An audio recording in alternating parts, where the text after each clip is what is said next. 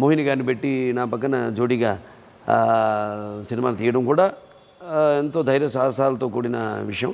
ముఖ్యంగా ఈ చిత్రానికి ఎంత మనం ముందెళ్ళినా, ఎంత ముందుకు దూసుకుపోతున్నాం మనం ఈ రాకెట్ యుగంలో, ఎంత ముందుకు వెళ్తున్నా ఈ మారుతున్న ఈ గ్యాడ్జెట్స్ ఈ యుగంలో, వాట్సాప్ కానివ్వండి, ఫేస్బుక్ కానివ్వండి, లేకపోతే ఇన్స్టాగ్రామ్ కానివ్వండి, ట్విట్టర్లు కానివ్వండి, వీటి వల్ల ఏదన్నా గుండెకాయ లేనిదే దేనికి మనలో ఉన్న నవరసాలు బయటపడవు, ఆవిష్కరింపబడవు. ఈ సినిమాలో ప్రతిదీ కూడా ఆ పాత్రలు నేను చెప్పినట్టు వాటిని అవి ఆవిష్కరించుకుంటున్నాయి అన్నట్టుగా ఆవిష్కరించుకున్నాయి అని ఒక నిర్ధారణకు మనం రాగలం. ఎందుకంటే మెయిన్గా ఈ సినిమాకి గుండెకాయ శ్రీకృష్ణదేవరాయల పాత్ర. ఆ పాత్ర అంతకుముందు నాన్నగారు శ్రీకృష్ణదేవరాయని పాత్ర చేయడం జరిగింది సినిమాల్లో.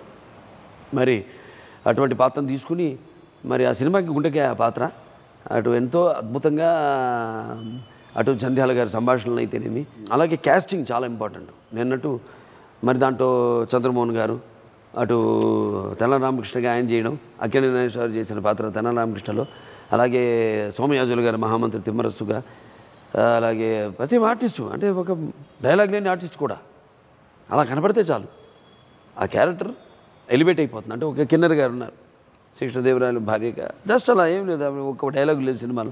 సో ఎలా ఏది ఎంత ఉండాలి సమపాళల్లో ఆ చిత్రంలో టెక్నిక్ని, మన అన్నింటినీ అంటే మన గతాన్ని కూడా, జానపదాలని, చారిత్రాత్మిక బాతను ఎన్నుకున్నారు కాబట్టి అన్నింటినీ సమపాళల్లో బ్యాలెన్స్ చేసుకుంటూ చాలా అద్భుతంగా స్క్రీన్ ప్లే చేశారు సింగీతం శ్రీనివాసరావు గారు.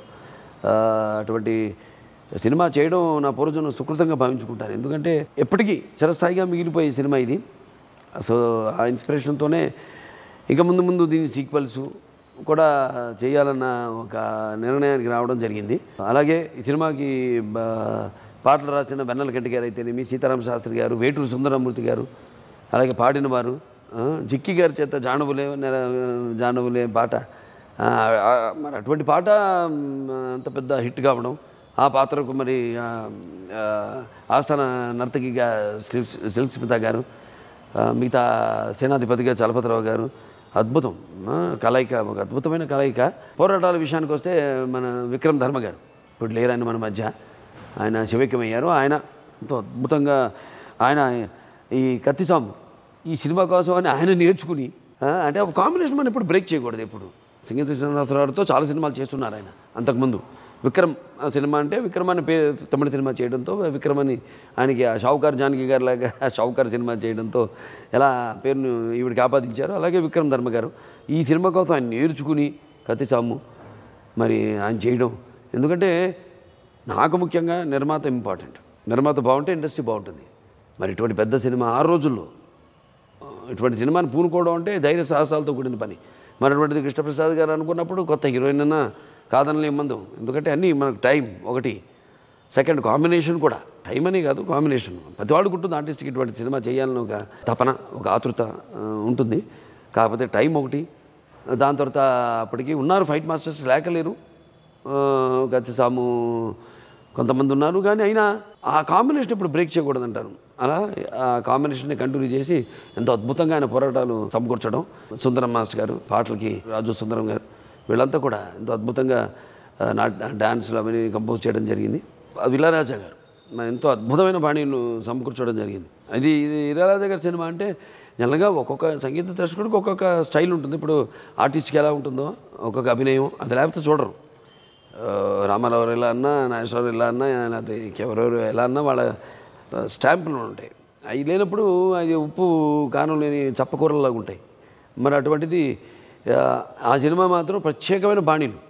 అది మరి అటువంటి మంచి సందర్భాలు కుదరడం, సినిమాల్లో అద్భుతమైన పాటలు సమకూర్చడం, ఇళయరాజా గారు సంగీతం అంటే ఎవరు పోల్చలేని విధంగా ఆయన బాణీలు సమకూర్చడం, అలాగే ఆ బాణీని రాబట్టుకునే సత్తా ఉన్న ఏదైనా captain of the ship Singeetham Srinivasa Rao గారు. ఆయన మా నుంచి నటన ఎలా ముత్యాలు ఏటవాలుగా దొర్లితే చూడడానికి అందంగా ఉంటాయో అలా మా హావభావాన్ని నటీనటుల నుంచి రాబట్టుకోవడం, అలాగే సంగీతం దర్శకుడి నుంచి బాణీలు రాబట్టుకోవడం, అలాగే సాహిత్యకారుల నుంచి మరి మంచి అద్భుతమైన సాహిత్యాన్ని రాబట్టుకోవడం, ఇలా అన్నీ ఒక అద్భుతమైన సమ్మేళనం ఆదిత్య 369. మరి ఆదిత్య ఆ రోజు మనం చేసేటప్పుడు చాలామంది ఎంత సంబరాశ్చర్యాలకి గురి అయ్యారు. అంటే ఏంటి సినిమా, ఏంటి టైటిల్, ఏం జరుగుతుంది, అదే సినిమా. ఏం జరుగుతుంది అంటేనే అది ఒక సినిమా, లేకపోతే అది సినిమానే కాదంట. నేను ఏం జరుగుతుందో జనం ముందే ఊహించుకుంటే ఆ సినిమా ఎందుకు అవుతుంది? ఆ సినిమా కాదు. అటువంటిది అంటే చాలా సినిమాలు అలాగ ఉంటున్నాయి, కానీ ఇది ఒక డిఫరెంట్ టోటల్ జోనర్, ఒక ఫ్యాంటసీ సినిమా. మొట్టమొదటి ఫ్యాంటసీ సినిమా అని చెప్పచ్చు నేను. నాన్నగారిది దేవాంతకుడు వచ్చింది. ఆ దేవాంతకుడు అది ఇంకో టైప్లో వెళ్తుంది కథ దాని ట్రాక్ వేరు. ఇది టోటల్గా ఒక టైం మిషన్ అని దాన్ని ఇప్పుడు లేటెస్ట్గా ఇప్పుడు జనానికి ఇప్పుడు తరానికి అనుకూలంగా, అంటే అప్పటి తరానికి అది ఇప్పటికి ఎప్పటికీ అది చిరస్థాయిగా మిగిలిపోయే సినిమా అని చెప్పాను. సో కాబట్టి అటువంటి అద్భుతమైన సినిమాని చేసినందుకు అది నా పూర్వజన్మ సుకృతంగా భావిస్తున్నాను. ఎందుకంటే ఆ శ్రీకృష్ణదేవరాయల పాత్ర అది ఒక అంటే నాన్నగారు చేస్తున్నారు, అదే ఆ సినిమాకి గుండెకాయ ఆ పాత్రే. ఆ అష్టదిగ్గజాలు యాంబియన్స్ క్రియేట్ చేయడం అనేది చాలా ఇంపార్టెంట్. యాంబియన్స్ సుస్మిత గారు అయితేనేమి, అక్కడ రాజనర్తకిగా ఆవిడ, అందరూ నిర్ణయించబడింది ఈ సినిమా వీళ్ళే చేయాలి, ఈయన నిర్మాత నిర్మించాలి, ఆయనే డైరెక్ట్ చేయాలి, నేనే మా పాత్రలను కూడా మేమే చెయ్యాలి అని నిర్ణయించబడినట్టుగా. ఇది కాకతీయం కాదు, యాదృచ్ఛికం కాదు. చాలా చెప్తూ ఉంటాం కాకతాళీయంగా జరిగింది, యాదృచ్ఛికంగా జరిగిందని జనరల్గా అందరూ చెప్పే మాటలే. అట్లా కాకుండా ఈ సినిమా నేను చెప్పినట్టు ఆ పాత్రలే వాటిలను ఆవిష్కరించుంటున్నాయా అన్నట్టుగా ఉంటాయి ఆ పాత్రలు. అందరూ అంత బాగా యాప్ట్గా పాత్రలో. సో చాలా సంతోషంగా ఉంది. ఆనాడు ఆ సినిమా తీసాం, చిరస్థాయిగా మిగిలిపోయినందుకు. ఇవాటికి ఇంకా మంచి మిగతా సినిమాల్లో నా డైలాగులు వీటితో ఎలాగైనా ఆబాల గోపాలను అలరిస్తూ ఇంకా మిగతా జనరేషన్స్ కూడా గుర్తుండిపోతున్నాం అని కాకుండా ఈ సినిమా గుర్తుండిపోయేలా ఒక మంచి చిత్రాన్ని చేసాం. మనం కూడా భారతీయులు చేయగలుగుతాం. ఏమో మనం పొగుడుతుంటాం, వాళ్ళు చేశారు వీళ్ళు చేశారు మ్యాట్రిక్స్లలో, లేకపోతే ఆ సినిమాలను అవతారాలను ఈయనను. మన సినిమాల్ని మనం పొగిడేవాడు చాలా తక్కువ.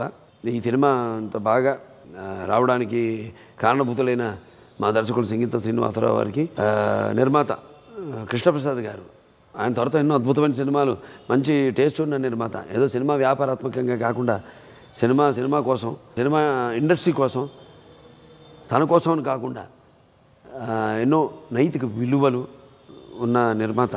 ఆ తర్వాత నేను వంశానికి ఒక్కటి చేయడం, భలేవాడి బాసు, మిత్రుడు సినిమాలు చేయడం జరిగింది. అన్నీ ఎన్నో మంచి వాల్యూస్ ఉన్న సినిమా. కమర్షియల్ సరే, సినిమా హిట్ అయితే కమర్షియల్ అది ఏ సినిమా అయినా సరే. చాలామంది కమర్షియల్కి రకరకాల అర్థాలు చెప్తారు. సినిమా హిట్ అయితే అది కమర్షియల్కి హిట్ అయినట్టే. ఆ ధైర్య సాహసాలతో తీయడం అన్నది ఇవాళ. ఆ తర్వాత కూడా ఎన్నో మంచి నైతిక విలువలు ఉన్న సినిమాలు. అటువంటి నిర్మాత మనకు ఇండస్ట్రీ కూడా ఉండడం చాలా అదృష్టం, చాలా అవసరం. సినిమాకి పనిచేసిన ప్రతి ఒక్కరూ, కొంతమంది లేరు మన మధ్య లేరు, కొంతమంది శివైక్యమయ్యారు, పరమపదించారు, కొంతమంది ఉన్నారు. ఉన్న వాళ్ళకి సరే అందరికీ ఈ సినిమాలు పనిచేసిన ప్రతి సాంకేతిక నిపుణులకి అందరికి కూడా, అటు పాటలు రాసిన వేటూరు గారు, సీతారామ శాస్త్రి గారు అయితే వెన్నెలకంటి గారు, సాహిత్యాన్ని అందించిన వాళ్ళు, పాడిన వాళ్ళందరూ, వాళ్ళ గొంతును అరువుగా ఇచ్చిన వాళ్ళు, గాయకులందరికీ ఈ సినిమాని ఆదరించిన మంచిగా ప్రేక్షక దేవుళ్లకు మేమేం ప్రయత్నం చేసామో తెలుగు వరకు ఒక ప్రత్యేకమైన గుర్తింపు ఉంది.